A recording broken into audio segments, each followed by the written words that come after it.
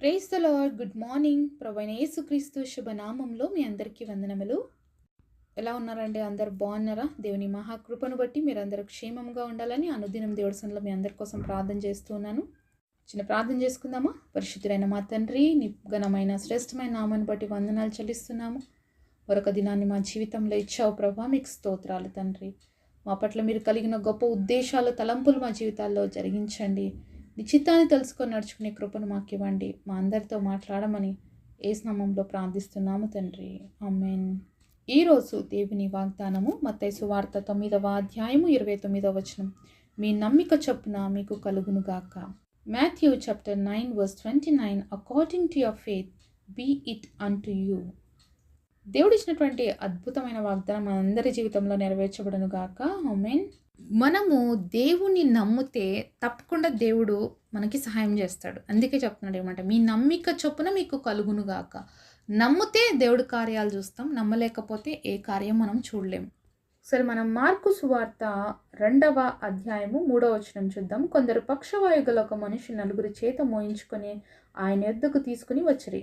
చాలామంది కూడి ఉన్నందున వారు ఆయన యొద్దకు చేరలేక ఆయనున్న చోటికి పైగా ఇంటి కప్పు విప్పి సందు చేసి పక్షవాయువు గలవాన్ని పరుపుతోనే దింపిరి. ఇక్కడ మనం ఒక అద్భుతమైన సంఘటనని చూస్తున్నాము. నలుగురు వ్యక్తులు ఒక పక్షవాయు గల వ్యక్తిని యేసుప్రభు దగ్గరికి తీసుకురావడానికి మోసుకొని వచ్చారు. అయితే ఎక్కడైనా యేసయ్య ఉన్నాడు అంటే ఆ స్థలం అంతా కూడా ఫుల్ అయిపోయి ఉంటుంది, ప్లేసే ఉండదు అనమాట. అయితే వాళ్ళు దేవుడి దగ్గరికి తీసుకుపోవాలనుకున్నప్పటికీ వెళ్ళలేకపోయినారు. కానీ అంతటితో వాళ్ళు వెనక్కి తిరిగిపోలేదు. కానీ వాళ్ళకు ఒక ఆలోచన వచ్చింది. యేసయ్య ఏ ఇంట్లో కూర్చున్నాడో ఆ ఇంటి పైకప్పుకి ఎక్కేసి ఆ వ్యక్తిని మరి యేసయ్య ముందర పరుపుతో సహా దింపారని చూస్తున్నాం దేవుడి వాక్యంలో. నిజానికి ఇది అంత చిన్న విషయం కాదండి, ఎంత కష్టతరమైనది కదా. ఎందుకంటే ఒక పక్షవాయు కలిగిన వ్యక్తిని వాళ్ళ యొక్క పరుపులో తీసుకొని వచ్చారు.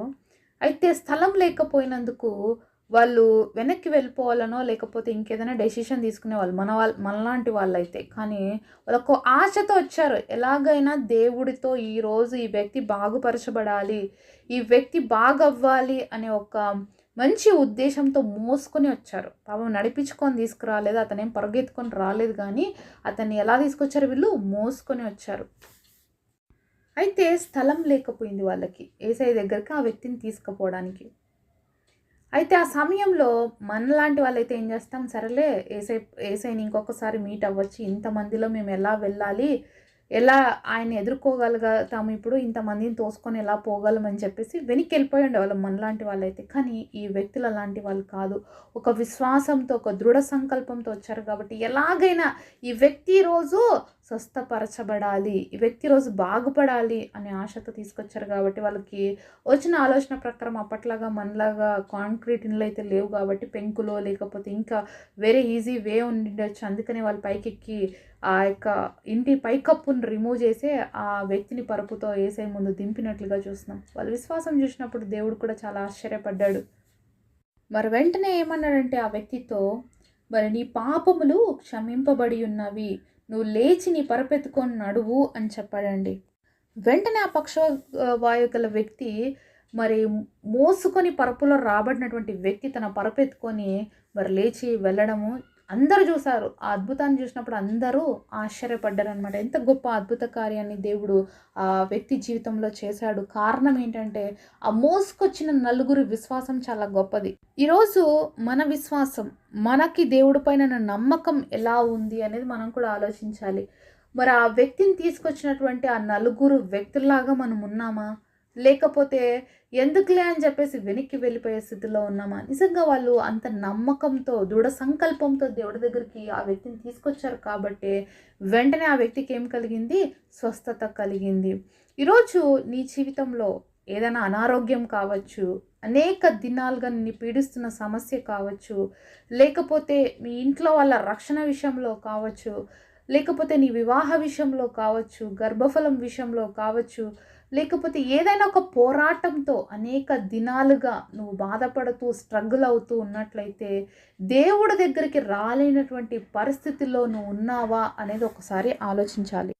ఒకవేళ దేవుడి దగ్గరికి వచ్చినప్పటికీ కూడా నువ్వు ఆయన్ని సమీపించలేకుండా ఉన్నావు. ఎన్నో ఆటంకాలు వస్తాయండి. దేవుడి దగ్గర నుంచి ఒక కార్యాన్ని మనం పొందుకోవడం అంత ఈజీ కాదు. ఎందుకంటే సాతాను ఎప్పుడు కూడా మధ్యలో అడ్డగిస్తూనే ఉంటాడు. మరి ఆ వ్యక్తులకి అంతమంది జనసమూహం చూసినప్పుడు అనిపించుంటుంది మరలా వద్దాంలే అని. మరి దేవుడి పైన వాళ్ళకున్న విశ్వాసం బట్టి ఎందుకు ఈ రోజే ఈ వ్యక్తి స్వస్థత పొందాలి అని ముందుకొచ్చారు కాబట్టి వాళ్ళు స్వస్థత రిసీవ్ చేసుకున్నారు. కానీ మనం కూడా ఏం చేస్తాం చాలాసార్లు, మరి ఏదైనా ఒక సమస్య వచ్చినప్పుడు, ఏదైనా ఒక ఇబ్బంది వచ్చినప్పుడు, మరి దేవుడితో చెప్పుకోవాల్సినటువంటి మనం అనేక సార్లు మనుషుల దగ్గరికి వెళ్తాము. దేవుడికి ఇవ్వాల్సిన ఇంపార్టెన్స్ని ఇవ్వకుండా అనేక సార్లు మనుషులకి మనం ఇంపార్టెన్స్ ఇస్తాము. అలాగే చుట్టూ ఉన్న పరిస్థితుల్ని చూసి భయపడుతూ వెనదిరిగిపోతూ ఉంటాం. కానీ ఈ వ్యక్తులు అలా చేయలేదు. కాబట్టే వాళ్ళ జీవితంలో అంత గొప్ప అద్భుతాన్ని ఆ రోజు చూడగలిగారు. ఇదే విశ్వాసం, ఇదే నమ్మకం నీకు నాకు ఉండాలని దేవుడు ఆశపడుతున్నారు.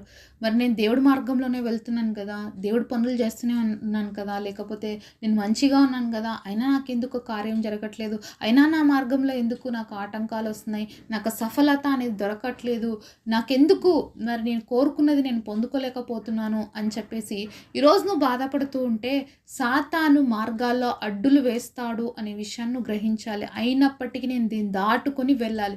అక్కడ వాళ్ళకి ఎలాంటి అవకాశం లేదు యేసుప్రభు దగ్గరకు ఆ వ్యక్తిని తీసుకుపోవడానికి. కానీ వాళ్ళే అవకాశాన్ని కల్పించుకున్నారు. ఈరోజు దేవుడి సన్నిధిలో నుంచి నువ్వు ఒక అద్భుతాన్ని రిసీవ్ చేసుకోవాలంటే నువ్వు అవకాశాన్ని కల్పించుకోవాలి. నీకు నీవుగా దేవుడి సన్నిధిలోకి వెళ్ళడం నువ్వు నేర్చుకోవాలి. ఎవరో మోసుకెళ్తేనే నువ్వు వెళ్ళే స్థితిలో ఉన్నట్లయితే చాలా కష్టం. ఈ వ్యక్తి అంటే పక్షవాయువు కలిగిన వ్యక్తిగా ఉన్నాడు కాబట్టి నలుగురి చేత మోసుకురాబడ్డాడు. కానీ వాళ్ళకున్న విశ్వాసాన్ని బట్టి అద్భుత రీతిగా ఈ వ్యక్తి స్వస్థపరచబడ్డాడు. ఈరోజు నువ్వు ఒక విశ్వాసివైతే, ఒక దేవుని బిడ్డవైతే తప్పకుండా నీ అంతకు నీవుగా ఎన్ని ఆటంకాలున్నా, ఎంతమంది ఉన్నా కూడా నువ్వు దేవుడి కోసం వెయిట్ చేయాలి. వెయిట్ చేయగలిగిన హృదయం నీకు ఉండాలి. నేను ఎలాగైనా ఈరోజు ఏసైనే కలవాలి, ఏసై దగ్గర నుంచి నేను అద్భుతాన్ని పొందుకోవాలి అని నువ్వు ఆశపడినట్లయితే నువ్వు అక్కడే ఉంటావు. నువ్వు వెళ్ళిపోవు పక్కకి. మరి ఆ నలుగురు వ్యక్తులు వెళ్ళిపోలేదన్నమాట. ఆ పరిస్థితిని చూసి ఎట్లాగైనా విడుదల కావాలనుకున్నారు కాబట్టి ఇంటి కప్పును కూడా తీసేకి వెయిట్ చేయలేదు, వాళ్ళు తీసేశారు. మనమైతే ఎన్నిసార్లు ఆలోచిస్తాం కదా, వేరే వాళ్ళ ఇంటిని బీకుతున్నాం, వాళ్ళు ఏమైనా అంటారేమో, వాళ్ళు ఏమైనా చేస్తారేమో ఇట్లా అని మనం ఫీల్ అవుతుంటాం కదా ప్రతి చిన్న విషయాలకి. చాలాసార్లు మన జీవితంలో సెన్సిటివ్ విషయాల కోసం మనం ఎక్కువగా ఆలోచించి ఇంకా సెన్సిటివ్ అయిపోతూ ఉంటాం. ఇలా చేస్తే అలా అవుతుందేమో, ఇలా చేస్తే ఇది ఏమైనా అవుతుందేమో, ఇట్లా చేస్తే వాళ్ళేమనుకుంటారో వీళ్ళేమనుకుంటారో, ఇలాంటి ఫీలింగ్స్ అనేవి చాలా మందిని వేధిస్తుంటాయండి. ఎప్పుడు చూసినా ఎదుటి వాళ్ళ గురించి థింక్ చేస్తూ వీళ్ళు మానసికంగా ఒక ఫోబియాలోకి వెళ్ళిపోతూ ఉంటారు. కానీ ఈ నలుగురు వ్యక్తులు అలా ఆలోచించలే. ఏమైతే అయిందో వాళ్ళు ఇల్లు పీకితే మళ్ళీ వేద్దామో లేకపోతే మళ్ళీ దాన్ని ప్రాపర్గా చేసిద్దాం అనుకున్నారు. కానీ ఈ వ్యక్తికి మాత్రం స్వస్థత రావాలి. అలానే నువ్వు కూడా ఒకటి, ఎవరేమనుకున్నా పర్వాలేదు, నేను దేవుడి మార్గంలో నడుస్తాను, దేవుడు నా జీవితంలో అద్భుతం చేసే వరకు నేను వెయిట్ చేస్తాను అని నువ్వు కూడా నమ్మగలిగితేనండి, ఆ వ్యక్తి ఎంత అద్భుతమైన కార్యాన్ని చూశాడో మన జీవితంలో కూడా మనం అంత అద్భుత కార్యాన్ని చూస్తాం. కాబట్టి ఈరోజు నీ హృదయంలో నమ్మకం ఉందా? దేవుడు అంటే నీకు విశ్వాసం ఉందా? నమ్మితేనే నువ్వు దేవుడి కార్యాలు చూడగలుగుతావు అండి. విశ్వాసము లేకుండా దేవుడికి ఇష్టడై ఉండుట అసాధ్యము. దేవుని నమ్మకుండా దేవుడి కార్యాలు రిసీవ్ చేసుకోవడం అనేది అసంభవం, అది జరగదు. కాబట్టి ఈరోజు నీ విశ్వాసం ఏ విధంగా ఉందో మొదటిగా పరీక్షించుకోను. నమ్ముతున్నావా దేవుణ్ణి? పరిస్థితులు అన్నీ అనుకూలంగా ఉన్నప్పుడు నమ్మడం వేరండి. పరిస్థితులు అన్నీ కూడా ప్రతికూలంగా ఉన్నప్పుడు నమ్మడమే అదే నిజమైన విశ్వాసం. ఇక్కడ వీళ్ళకి పరిస్థితులు అనుకూలంగా లేవు, పోవడానికి మార్గమే లేదు, కానీ వెళ్ళారు. అలాగే ఈరోజు నీ జీవితంలో కూడా నీకు జరిగే కార్యాలకి కానీ, నీకు మార్గం కానీ, లేకపోతే పరిస్థితులకు కానీ అన్ని ఆటంకాలే ఉండొచ్చు. అయినప్పటికీ కూడా నువ్వు నమ్మితే దేవుడు కార్యం చూస్తావు, నమ్మితే దేవుడి దృష్టి నీ మీదకి వస్తుంది. కాబట్టి పరిస్థితులు ఏ విధంగా ఉన్నా వాటిని చూసి భయపడుతూ కూర్చోవద్దు, వాటిని చూసి కలవరపడుతూ కూర్చోక పరిస్థితులపైన జయమిచ్చే దేవుడి వైపు చూడు, పరిస్థితులపైన విజయం ఇచ్చే దేవుడి వైపు చూడు. తప్పకుండా నీ జీవితంలో అద్భుతాన్ని రిసీవ్ చేసుకుంటావు. నిజంగా నీలో నమ్మకము, నీలో విశ్వాసం ఉంటే నువ్వు ఏదైతే దేవుడి సన్నిధిలో ప్రార్థన చేస్తున్నావో తప్పకుండా అది పొందుకోకుండా అయితే నువ్వు పోవండి. ఖచ్చితంగా దేవుడి సన్నిధిలో నువ్వు కనిపెట్టు, దేవుడి సన్నిధిలో ప్రార్థించు, నీ నమ్మకాన్ని దేవుడి సన్నిధిలో చూపించు, తప్పకుండా అద్భుతాన్ని రుజువు చేసుకుంటావు. అట్టి అద్భుతాలను చూడటానికి దేవుడు మనందరికీ సహాయం చేయను గాక. పరిశుద్ధులైన మా తండ్రి, మీరు మాతో మాట్లాడిన అద్భుతమైన మాటల కొరకై వందనాలు. ఈరోజు మేము నమ్ముతున్నాం ప్రవ్వా, ఆ పక్షవాయువులు ఉన్న వ్యక్తి ఒక్క మాటతోనే స్వస్థతపరచబడ్డారు ప్రవ్వా. అయ్యా, మీరు ఒక్క మాట చెప్తే చాలా అయ్యా, మా జీవితాలు మా బ్రతుకులు మార్చిపడతాయి. ఈరోజు ఎవరు ఏ పరిస్థితులు గుండా వెళ్తున్నారో, నమ్మలేని పరిస్థితులు ఉన్నాయేమో తండ్రి, నిన్ను నమ్మడానికి ఆ పరిస్థితుల్లో కూడా నిలబెట్టమని, అద్భుతమైనటువంటి కార్యాలు రిసీవ్ చేసుకొని నేను మహింపరిచే కృపనివ్వమని యేసు నామములో ప్రార్థిస్తున్నాము తండ్రి. ఆమేన్.